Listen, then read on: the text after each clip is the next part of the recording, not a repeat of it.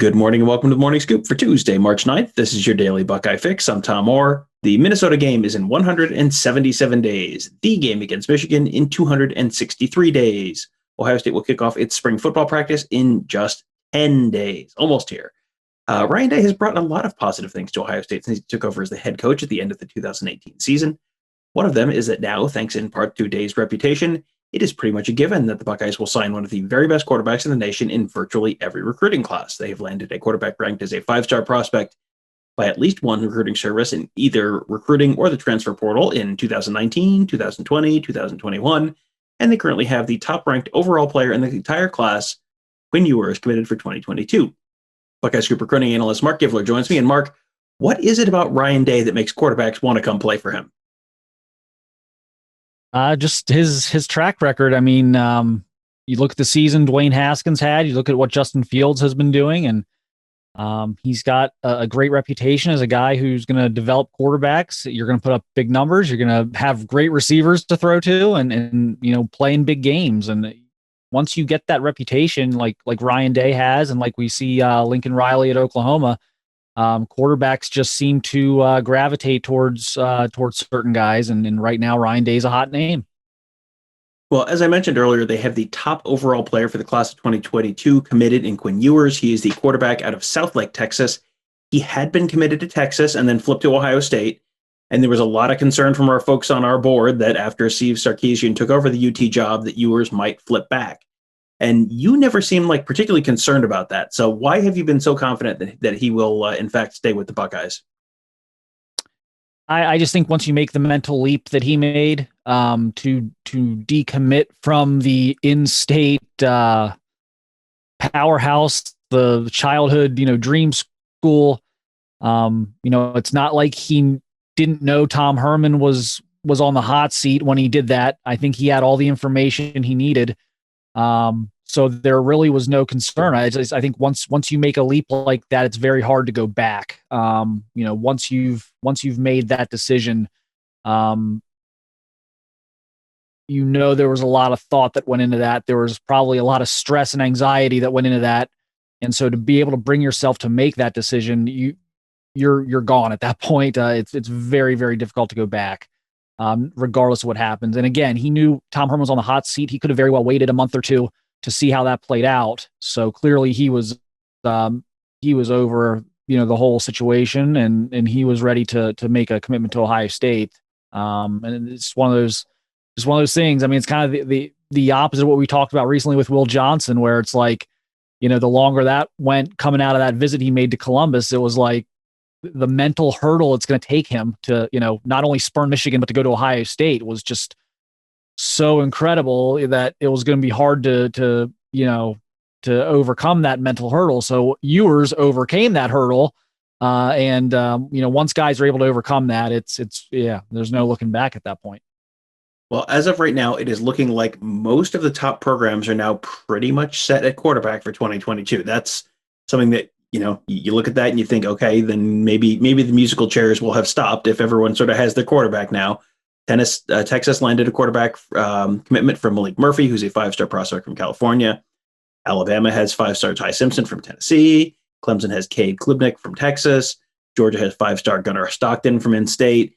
The only program that typically is in the running for a lot of these elite quarterbacks doesn't have one yet is for 2022 is Oklahoma, and they just signed Caleb Williams last year. So, in your mind, when things open back up for visits, will this sort of stay status quo? Is that sort of your expectation where, everyone's kind of got their guy and everyone's sort of set? Or are we maybe looking at, visits open up and then it is a crazy, wild round of musical chairs with the five-star quarterbacks? No, I think a lot of other positions we'll see a lot of chaos and musical chairs. I don't actually at quarterback. It's just a lot different. There's only one football. These guys, you can't just jump around program to program. You're going to lose your spot.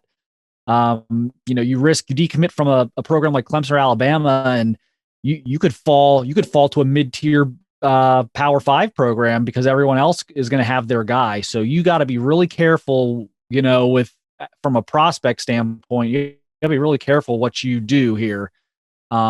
because schools are going to fill up and they're not going to risk, losing their guy to go after you or something like that. So I think we're going to see a pretty good amount of stability. Yes, there could be a coaching change or two that happens. Things are going to happen. I'm not saying you're going to see 100%, but I don't think we're going to see this mass chaos at the quarterback position. I think we're going to see it at other positions, but I don't think we're going to see it at quarterback. I think, again, we lock in a commitment to Ohio State or Alabama or Clemson as a quarterback.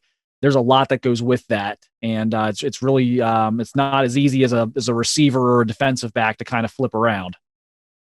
Those are the 2022 guys we're talking about. Those will be the guys who sign early in December this year, or maybe next February for if they're the few, the proud that hang out for the traditional signing day. It is still real early to be looking at 2023 guys. The folks at 247 only have a whopping 9 quarterbacks ranked total in the class right now. None of those guys are committed. And I would imagine this is kind of a difficult balance for coaches right now, because you don't want to get you want to get your quarterback in the class. That's sort of one of the truisms, is like you get your quarterback, you build around your quarterback, you get your quarterback early. That's something that Ohio State has done typically. A lot of programs like to do it that way. But you haven't been able to see any of these kids throw in person at all since, like February of their freshman year. And you will not be able to see them do that in person until the dead period ends. So, are we going to see, whenever that dead period ends, are we going to see this like huge flurry of 2023 quarterback commits in that first month or two? Or are programs going to be a little more deliberate? Do people kind of know who they want and they just are kind of waiting to check off that box? Or is this kind of going to be like the Wild West for a little while they're figuring out who are we going to offer, whose offer is committable, who's, is that going to be over quickly, or is that going to be a drawn out process this year? Yeah, I don't think coaches have much idea right now in 23. So I think there's going to be a feeling out period of, if this somehow opens back up in June, there's going to be a huge push from college coaches to get these kids on campus so they can see them throw. Now, are we going to have college camps? I mean, that's the other thing. The dead period could end. Maybe they would allow visits or officials, but will they have college camps? So that's going to be another thing. I think you're going to see as big of a movement as possible. As soon as they can go out and see kids throw, it's going to be a big surge of that. You're going to see a big surge of offers, but I think we're in no man's land right now. And I don't think these coaches have much of an idea. You're really, you're going off some flimsy stuff right now. Some of these sophomore, you might have some good sophomore film, you might not. It's a lot of guesswork at this point, and I think they're going to try and get rid of as much of the guesswork as possible, as quickly as possible, before we see this huge shift in the landscape. So it's going to be interesting. I think there's a lot of work that still needs to be done by these coaches in terms of trying to figure out who they like. Yeah, and I mean, one thing that's worth pointing out is, you mentioned sophomore film. Like there are a bunch of states that are just playing their high school, what will be the 2023 sophomore season right now. Like they're just starting their fall, what would normally have been their fall season. They're just starting it right now because they didn't play in the fall. So even the guy, some of these guys don't even have their sophomore film yet. So yeah, that's going to be, there have been 100 million different weird things that people have to kind of work around in the last year. Like this is going to be an interesting one to watch and how that kind of plays out. So now that you've told me that, it's probably too early and everyone's sort of figuring it out and doesn't know yet. Are there any names you're hearing about that folks at Ohio State is, potentially looking at seriously for 2023 yet? Or is it like way too early to even be thinking about that? Well, I mean, I know they like the kid out of California, Malachi Nelson. I know they like the Dante Moore out of Martin Luther King in Detroit. Those are two big names. Is Nelson going to go 2,000-3,000 miles from home a year behind Quinn Ewers? I would guess not. I think Moore is maybe the one to look at right now, just because he's a Midwest guy. Obviously, Michigan and everyone, all the other programs in the Midwest are going to make him a priority as well. But I think that's a name that you can at least throw out there as a guy to keep an eye on. Again, I think between the lack of evaluations, that's going to make things a little bit difficult. But I think also adding to this is who's going to want to come, so you got Kyle McCord in 21 and Quinn Ewers in 22. Who's going to want to step right in behind that? I mean, that's going to take a that's going to take a very serious, special type of competitor, I think, to step up to that challenge if they have other opportunities, at other programs who maybe don't have the quarterback depth. So that's kind of the wild card. But yeah, I think the Dante Moore kid out of King is an interesting name to me, and one who I believe has interest in Ohio State. So now it's just a matter of, how much does Quinn Ewers scare some of these guys off? Yeah, having two five-star quarterbacks already in the room is not the worst problem you could possibly have as a college football coach, especially one who's offensive focused as Ryan Day goes. So, that seems like something that they'll just sort of figure out on their own if they only have two five-stars in that room. One other note, just kind of interest, a name that we've talked about in the past, Drew Aller. He was the top quarterback in the state of Ohio for 2022. He just committed to Penn State. He's someone that you and Bill Green have been talking about for quite a while. You got to see him last fall. I know Bill's seen him a bunch. His recruitment really blew up in the last couple months. He was someone kind of getting like the mid-level Power 5 offers, and all of a sudden it was like Notre Dame, Penn State, Michigan, just like quick succession. He just committed to Penn State, as I said. So what is he going to bring to James Franklin in that program? Yeah, he's a real talent. If this would have ended up being Ohio State's quarterback in this class, I don't think anyone should have been disappointed with that. Obviously, I mean, Quinn Ewers is unbelievable.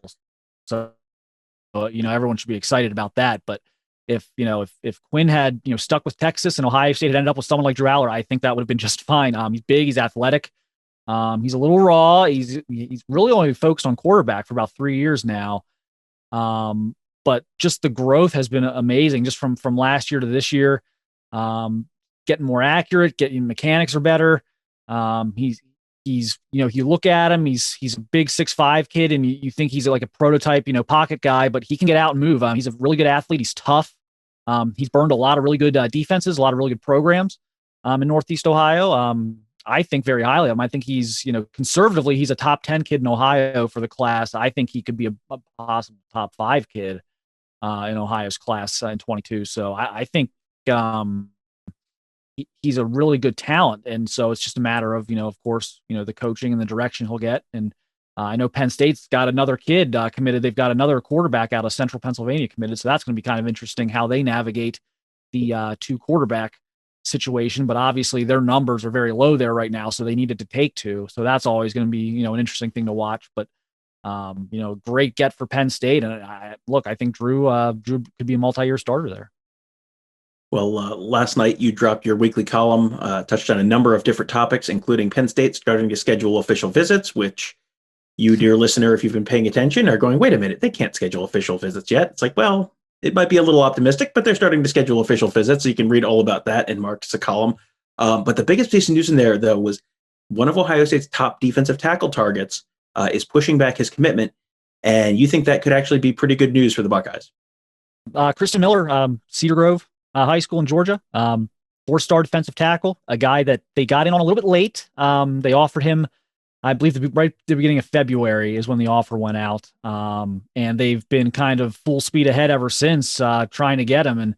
And, he released a top 4, like right before they offered him. And of course, Ohio State wasn't on it. They hadn't offered yet, but, even kind of recently, he had kind of doubled down on that top 4, but was kind of mentioned in Ohio State and USC. So there was kind of some, questions of, is this gamesmanship? And Ohio State's maybe more in it than people think. And I think the answer is yes, because I think Ohio State is maybe not the entire reason, but is a big part of the reason that he is delaying now. I think he's very interested in learning more about Ohio State as he continues to build a relationship with the coaches and possibly get up to Columbus for a visit, even if he's got to do it on his own dime here and kind of drive up and take a look at things. So I think it's good news. I think on April 4th, I think you're talking Georgia, and if not Georgia, maybe Florida. But the fact that he's going to take a deep breath here and kind of evaluate everything, I think really opens the door for Ohio State.